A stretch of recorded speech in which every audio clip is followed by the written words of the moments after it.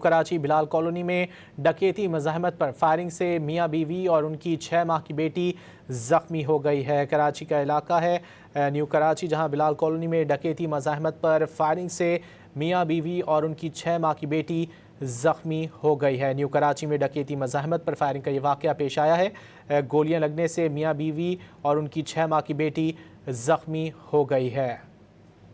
New Karachi Bilal colony में डकैती मज़ाहमत पर फायरिंग की गई है, जिसके नतीजे में मियां बीवी और उनकी 6 माह की बेटी ज़ख्मी हो गई है। मज़ीद जानेंगे डॉन न्यूज़ के नुमाइंदे आसिम खान से। आसिम, बताइए इस बारे में।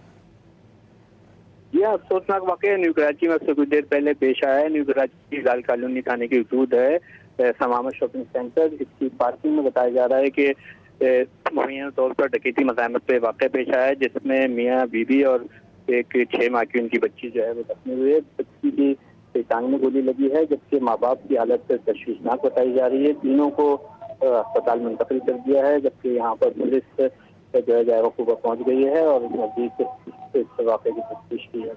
बहुत शुक्रिया आसिम खान इन तफसीलात के लिए।